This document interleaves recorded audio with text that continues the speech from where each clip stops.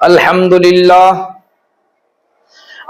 لله نحمده ونستعينه ونستغفره ونؤمن به ونتوكل عليه ونعوذ بالله من شرور أنفسنا ومن سيئات أعمالنا من يهده الله فلا مضل له ومن يضلل فلا هادي له. قال الله تبارك وتعالى في القرآن المجيد والفرقان الحميد. فأعوذ بالله من الشيطان الرجيم. بسم الله الرحمن الرحيم. إن الدين عند الله الإسلام. صدق الله العلي العظيم وصدق رسوله النبي الكريم ونحن على ذلك لمن الشاهدين والشاكرين والحمد لله رب العالمين. میرے محترم عزیزو بزرگو، اللہ رب العزت نے یوں ارشاد فرمایا، جتنے بھی ادیان ہیں، جتنے بھی دین ہیں، اللہ رب العزت کے نزدیک جو قابل قبول ہے وہ دین اسلام ہے. اب دین اسلام کی خوبصورتی بتانے کے لیے میں آپ حضرات کے سامنے حاضر ہوا ہوں کہ دین اسلام ایک ایسا مٹھاس اور اتنا بہترین دین ہے کہ جو شخص اس دین کی طرف ذرا سا مائل ہوتا ہے، جو شخص اس دین کو ذرا سا سمجھنے کی کوشش کرتا ہے، وہ یقیناً ایسے غرقاب ہو جاتا ہے جیسے گہرے سمندر میں غوطہ مار رہا ہو. اس دین کی خوبصورتی اور اس سے اندازہ لگائیے کہ اللہ تبارک و تعالیٰ کو یہ دین بے حد پسند ہے، اور اگر اللہ نے تعریف فرمائی ہے وہ دین اسلام کی تعریف فرمائی ہے، اور اگر اللہ رب العزت کے یہاں قابل قبول ہے وہ دین اسلام ہے کہ دنیا کا کوئی بھی ادیان، کوئی بھی مذہب اللہ رب العزت کے یہاں قابل قبول نہیں ہے. صرف اگر قابل قبول ہے تو وہ دین اسلام ہے. اسی لیے جو دین اللہ رب العزت نے اپنے پیغمبر احمد مجتبی محمد عربی صلی اللہ علیہ وسلم کو دے کر کے بھیجا، وہ دین قیامت تک آنے والی نسلوں کے لیے رہبری کرتا ہے. آج یہاں میرے ملکی بھائی وہ دین اسلام نہیں دیکھ رہے ہیں، وہ مسلمانوں کو دیکھ رہے ہیں. میں کہتا ہوں کہ مسلمانوں نے اس دنیا کے چکر میں پڑ کر کے، اس دنیا کے اندر منہمک ہو کر کے وہ رب کے فرمان کو بھولے جا رہے ہیں، وہ رب کے قرآن کو بھول رہے ہیں. وہ نہیں دیکھ رہے قرآن کیا کہہ رہا ہے، وہ نمازوں سے دور ہوتے چلے جا رہے ہیں. وہ اپنے پیٹ بھرنے کے لیے، اپنی ہوس کو مٹانے کے لیے کسی بھی حد تک چلے جا رہے ہیں. میں دعوت دیتا ہوں اپنے ملکی بھائیوں کو کہ تم اسلام کو سمجھو، تم قرآن کو سمجھو، تم کتاب کو پڑھو، تم قرآن کو پڑھو، تم اسلامی شریعت کو دیکھو، اسلامی طریقے کو دیکھو، پھر میری طرف انگلی اٹھانا، پھر کہنا کہ نہیں ایسا نہیں ہے، بلکہ تم لاجواب ہو جاؤ گے. کیونکہ اسلام کی خوبصورتی دیکھیے. حضرت صعصع بن ناجیہ کو دیکھیے. حضرت صعصع بن ناجیہ ایک صحابی ہیں، نبی پاک صلی اللہ علیہ وسلم کی خدمت میں حاضر ہوئے، در دولت پر حاضر ہوئے، ہاتھ بڑھایا، اللہ کے نبی مجھے ایمان سے مشرف کیجئے، مجھے ایمان میں داخل کیجئے، مجھے کلمہ طیبہ لا الہ الا اللہ پڑھائیے. اللہ کے نبی نے ہاتھ بڑھایا، حضرت صعصع بن ناجیہ ایمان لے آئے، ایمان میں داخل ہوئے، کچھ دیر نیچے نظر گڑائے بیٹھے، کچھ سوچنے کے بعد کہتے ہیں اللہ کے نبی میرا ایک سوال ہے، میں آپ سے پوچھنا چاہتا ہوں۔ اللہ کے نبی نے فرمایا پوچھئے، کیا پوچھنا چاہتے ہو؟ کہا کہ اللہ کے نبی میں زمانہ جاہلیت کے اندر ایک کام کیا کرتا تھا، اور وہ کام یہ ہے کہ میں نے اپنے دور کے اندر اپنی زندگی میں تقریباً 360 لڑکیوں کو زندہ درگور ہونے سے بچایا ہے۔ کتنے؟ 360 لڑکیوں کو۔ آئیے آپ بھی سن کر کے ایمان تازہ کیجئے، آئیے آپ بھی سن کر کے سمجھئے کہ اسلام کیا سکھاتا ہے۔ میرے بھائیوں، نبی علیہ السلام اس کی طرف متوجہ ہوئے، وہ کہنے لگا اللہ کے نبی میرا سوال یہ ہے کہ ایک مرتبہ کا واقعہ ہے، میرے اونٹ چر رہے تھے، چرتے چرتے آگے نکل گئے، بیابان جنگل میں نکل گئے، یعنی میرے 2 اونٹ گم ہو گئے۔ میں 2 اونٹوں کو ڈھونڈنے کے لیے تیسرے اونٹ پر بیٹھ کر کے اپنے 2 اونٹوں کو ڈھونڈنے کے لیے چل دیا۔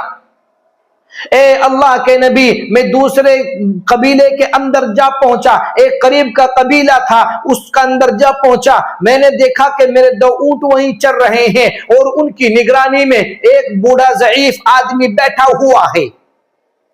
میں نے کہا بڑے میاں یہ 2 اونٹ میرے ہیں۔ بڑے میاں نے کہا کہ آپ بیٹھ جائیے، آپ تسلی رکھیے، ہاں یہ اونٹ آپ کے ہیں۔ چرتے چرتے ادھر آ گئے، میں بھی نگرانی کر رہا ہوں، آپ اپنے اونٹ لے جائیے، یہ آپ ہی کے اونٹ ہیں۔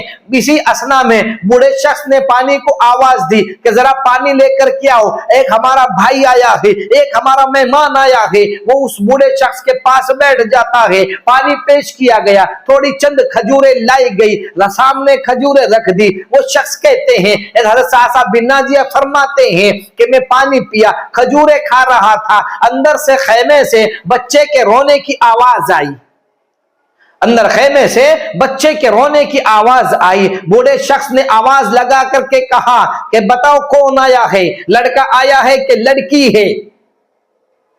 ساسا بن ناجیہ کہتے ہیں میں اس کی طرف دیکھا اور میں کہنے لگا اگر لڑکی ہوئی تو کیا کرو گے؟ کہنے لگا کہ اگر ہمارے یہاں لڑکا پیدا ہوا ہمارے قبیلے کی شان بڑھائے گا، ہمارے قبیلے کی خوبصورتی کو بڑھائے گا، اور اگر لڑکی پیدا ہوتی ہے اسے ابھی زندہ درگور کر دوں گا، اسے ابھی دفن کر دوں گا۔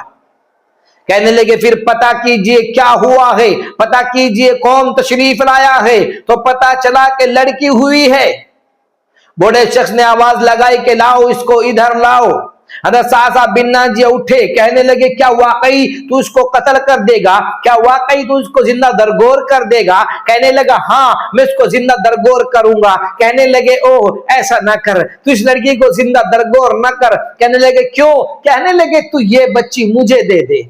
حضرت صاحب بن ناجیہ کہتے ہیں اس بچی کو تو مجھے دے دے۔ اس بوڑھے شخص نے کہا مجھے کیا فائدہ ہوگا، مجھے کیا ملے گا اس بچی کو تجھے دے کر کے؟ کہنے لگا آپ میرے یہ 2 اونٹ رکھ لیجئے، ان 2 اونٹوں کے بدلے میں اس بچی کو مجھے دے دیجئے۔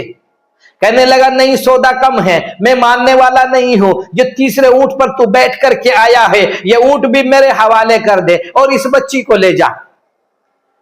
کہنے لگے بڑے میاں مجھے پیدل جانا پڑے گا، پھر آپ ایک کام کیجئے یہ بچی مجھے دے دیجئے، ایک اپنا آدمی میرے ساتھ بھیج دیجئے، میں اس اونٹ پر سوار ہو کر کے چلا جاؤں گا اور یہ اونٹ واپس اس کو کر دوں گا۔ چنانچہ سودا ہو گیا۔ اے اللہ کے نبی میں نے 3 اونٹ دے کر کے ایک بچی کی جان بچائی۔ جب میں نے 3 اونٹ دیے اس بچی کی جان بچائی، لے کر کے اپنی خادمہ کو دیا۔ اس بچی کو اپنی خادمہ کو دیتے ہیں، وہ ایک خادمہ تھی جو دودھ پلاتی تھی، کہنے لگے اس کو دودھ پلا۔ خادمہ دودھ پلانے لگی، بچی کچھ بڑی ہوتی رہی، بچی اللہ کے نبی میری داڑھی سے کھیلتی، کبھی میرے سینے سے چمٹتی، کبھی مجھے پیار کرتی، کبھی میرے کمر پہ چڑھ کے بیٹھتی۔ اللہ کے نبی مجھے اس بچی سے اتنا پیار ہو گیا کہ مجھے لت لگ گئی، اس لیے اس کے بعد میں دیکھنے لگا کون کون سا قبیلہ ایسا ہے، کون کون سا خاندان ایسا ہے جو لڑکیوں کو زندہ درگور کرتا ہے، جو لڑکیوں کو دفن کرتا ہے۔ اے اللہ کے نبی اس دن سے میں نے تہیہ کر لیا 3 اونٹ دیتا اور لڑکی کو لے آتا، 3 اونٹ دیتا اور لڑکی اپنے گھر کے اندر لے آتا۔ اے اللہ کے نبی آج میری حویلی کے اندر 360 بچیاں پل رہی ہیں۔ ایک نہیں دو نہیں پوری 360 بچیاں میری حویلی کے اندر پل رہی ہیں. اللہ کے نبی میرا سوال یہ ہے کیا اللہ تبارک و تعالی مجھ کو اس کا اجر دے گا؟ کیا اللہ تبارک و تعالی اس کا اجر مجھ کو عطا کرے گا؟ نبی پاک صلی اللہ علیہ وسلم آنکھوں سے آنسو جاری ہیں, نیچے نظر جگائے بیٹھے ہیں. اللہ کے نبی کی داڑھی مبارک تر ہو گئی آنسو سے. کہنے لگے اے صاحب بن ناجیہ, تجھے معلوم نہیں ہے کہ اللہ تبارک و تعالی نے تجھے اس کا اجر دے دیا, یعنی اس کا اجر تجھے یہ ملا کہ اللہ نے تجھے ایمان کے اندر داخل کر دیا, ایمان سے مشرف بے ایمان ہو گئے, یعنی ایمان کے اندر داخل ہو گئے. اس کا اجر تو اللہ نے دنیا میں یہ دیا ہے, اور آخرت میں ایک اس کا اجر یہ ہے کل قیامت میں جب رب کے سامنے پیشی ہوگی, اے ناجیہ میں تیرا ہاتھ پکڑ کر رب کے سامنے لے جاؤں گا اور تیری سفارش کروں گا, اور جنت میں جانے تک تیرا ہاتھ نہیں چھوڑوں گا.